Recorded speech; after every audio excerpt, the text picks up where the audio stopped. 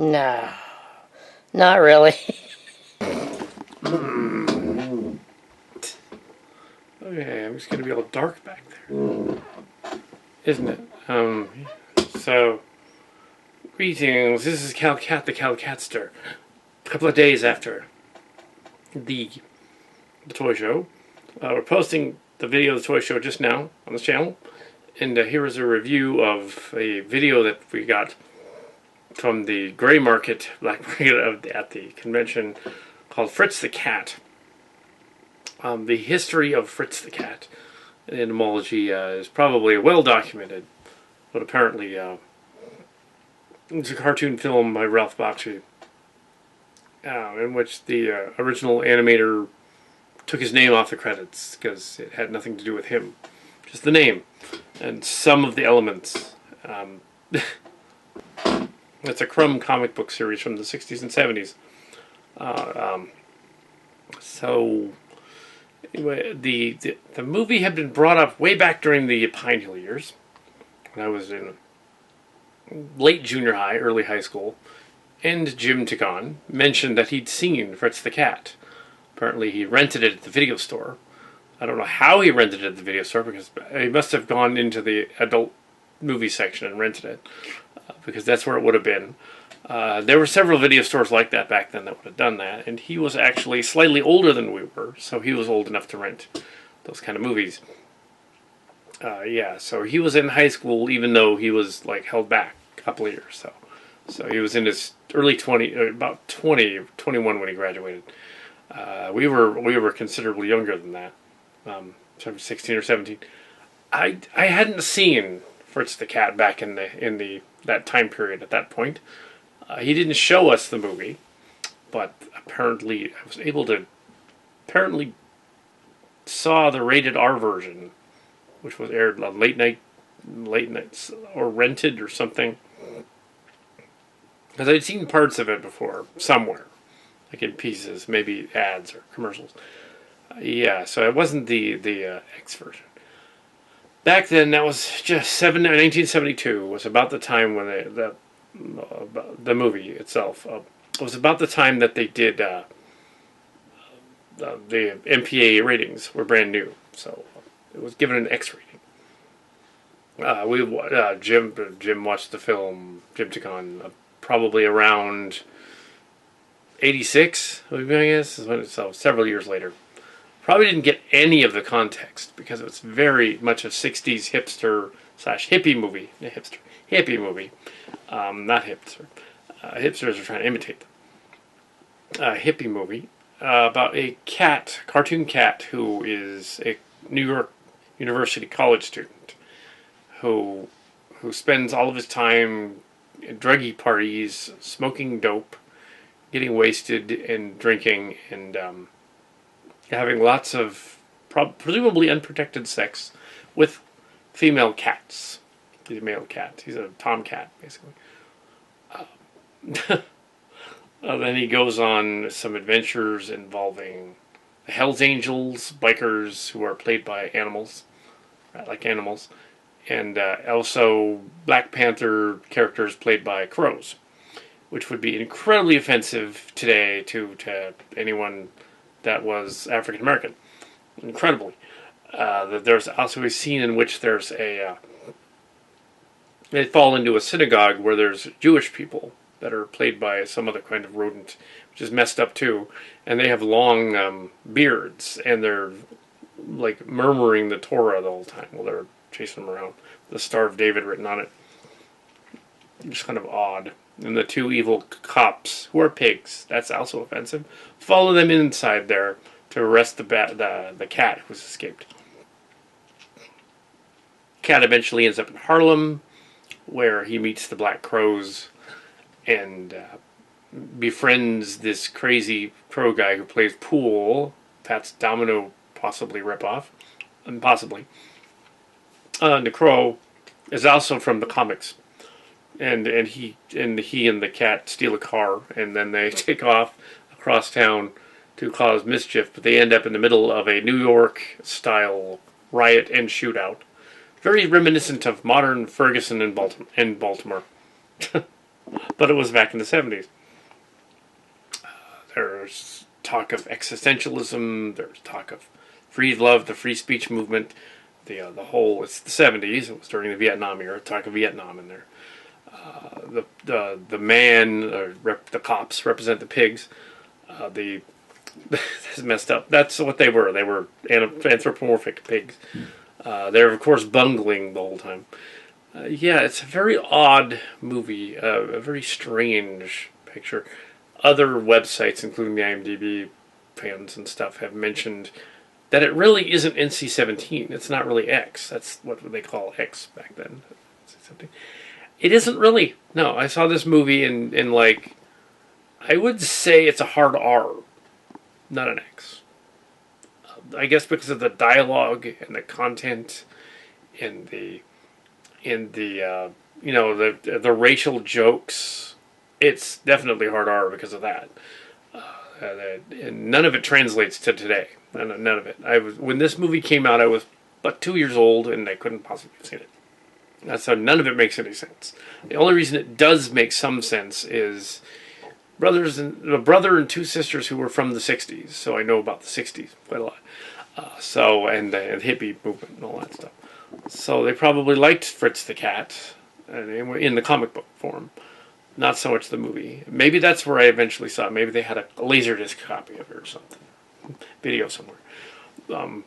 But yeah, they're... So it was probably video. Probably rented it.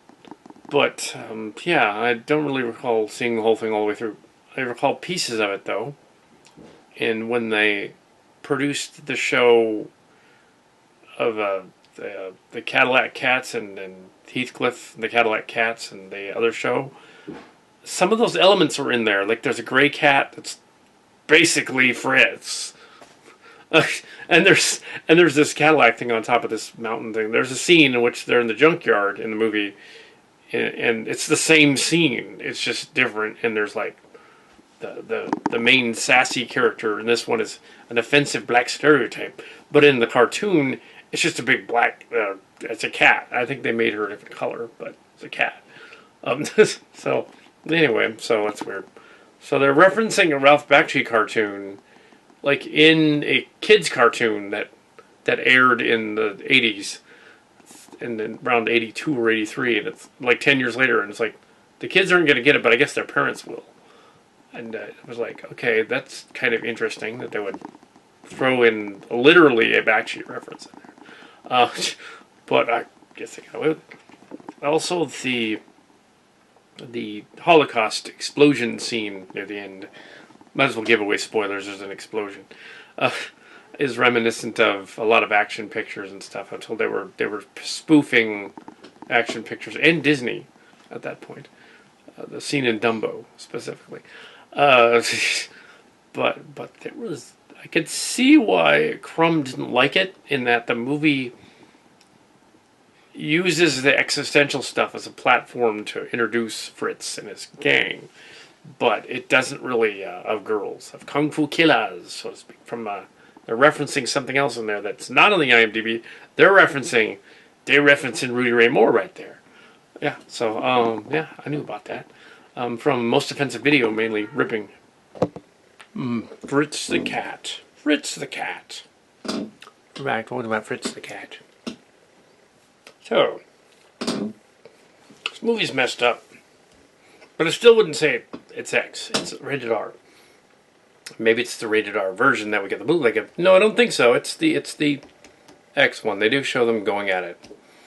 But, nowadays, you could go on the internet, type in hentai animal furry porn, and see way more graphic sex, nasty up close sex, than this movie even remotely portrays. So if they give it an X rating because of the sex, it certainly wasn't warranted, really. Because in the movie, when you see the sex, they're like off in the distance, like that screen back there, and the sex is going on in the background, but they're like just kind of going around each other, and near each other, and like at one point he dives onto the crow chick and bites her boob, which is, yeah, that's dirty, but that's about it. It's funny that like years ago at Pine Hill, Jim was describing the movie. And he's all like, "There's a scene in which this black cat gets their titty like chewed on and stuff." Ah, yeah, and then somebody else said, "No, it was a bird. It actually has a bird. It's a crow. It's not a cat." He goes into bird chick. Uh, it's a bird. That has anthropomorphic boobs, so they're so grotesque that it's not pornographic. It's just grotesque, unless you're into like bird things and cat things, I guess. So yeah, Fritz the Cat is definitely not for kids. Don't let your kids see it. But anybody really over 18 can probably watch it. But yeah, they wouldn't get it though. There's a lot of it's weird. I can see why Crumb didn't like it. The movie, the stuff of Crumb and the stuff of Bacshi went out to inspire stuff like Ren and Stimpy, which came later. In fact, Ren and Stimpy show got away with worse stuff than this on Nickelodeon on cable. So yeah, well, maybe not sex, but the other stuff. So yeah, Ren and Stimpy did that stuff. Like, yeah, that stuff has definitely inspired a lot of these other animators and producers. This particular copy had title credits. It had somebody had put in like credits, subtitles, so you could understand what they were doing when they were mumbling. That was kind of funny. So it must have been like an Asian print or some other company's print that they wanted to translate it to English so you could understand it. But even when you can understand it, it still don't make much sense because 60s. I get all the political jokes in it and stuff, but it's very juvenile in that way, and that's probably why Crumb didn't like it. And that his version of it would have been more like okay, let's discuss the philosophy of why Vietnam is wrong, and now I'm going to be sarcastic about it. Oh, it was a great thing, wasn't it? Oh, he's being sarcastic and whatever. But the movie doesn't really convey, that exactly. And to an extent, there's like when the crow dies, like, why did they kill the crow guy? He's the main character from the comic. I don't get it. But yeah, it's more of a political satire comic. Maybe one in the 80s you might be thinking of as something like Doonesbury or Bloomberg or something. Where there would be this satire sort of thing going on. Satirizing what was in the Reagan era. But yeah, if Bacshi had still been around and Crumb still around, he would have done that. He would have done something like that. So, anyway, so that's Fritz the Cat, I guess. It's not really recommended as a movie, and it's got some funny scenes in it, but it's definitely a cult movie. So go out and if you can get a hold of a copy that isn't bootlegged, that isn't heavily edited. You can't imagine like if it is edited, they probably cut everything out. Everything, and then it wouldn't be like much of a movie, really. Because it is very subversive and twisted and stuff. They have whole scenes that are incredibly like twisted, but it's not pornographic. It's just twisted. The characters, I mean, there's some suggestion in it, but it's a cartoon. So a cartoon is not really. It's so weird that it's like, well. This cat chick has boobs, but then so what? She's got fur. It's like, so yeah, rated hard R, I would say. And somebody commented on the IMDb that this it was allegedly a quote from Bacshi, but it's not. The Simpsons was actually more graphic. It's like, no, it isn't. They could not get away with that stuff in The Simpsons. He's confusing that with the internet, where you can look up stuff about The Simpsons. No, it's not Rule 34. You might think it is from the title. Oh my gosh, it's dirty. It isn't really. It's not that bad. And that's sad that there's stuff that's worse. But I guess it's progressive in a way that it's worse. Pineapple Express, the live-action Seth Rogen movie, also owes itself to the ending, to the last half of this movie. And word according to Garp as well, where like half of it's this funny sort of stoner romp, but then when he goes out to like cause trouble, then everything goes to shit. So then it's all trouble. And it's like, if that's the message, then I prefer my bizarre stoner comedies to have the message not be that everything's going to be screwed up at the end. I'm sure that McFarlane has also read Fritz the Cat and the movie, because he basically rips off the ending of the movie in Ted 2. He rips it off. That's where he got the idea from. The cat guy, oh no, he's gonna die. But no, he's not really in the hospital and he's dying, and they're all like over him. And no, it's a fake. He's not dying. He's really okay. Like, yeah, the Pineapple Express was similar in that they raided a place and it blew up. It's different, but similar. Yeah. So actually, where did they attack a power plant in the movie? They've probably done that a lot, so it's not really a thing they ripped off. But the cat guy's hippy dippy cult. There's a cult in it, so like a cult thing thrown in there, where she gets masochisticized by or she gets beaten by the cult people, and there's a cat chick that escapes, who looks very reminiscent of the one that later went on to be in the Kal Cats, and where the Wuthering Heights thing with Heathcliff and from the 80s.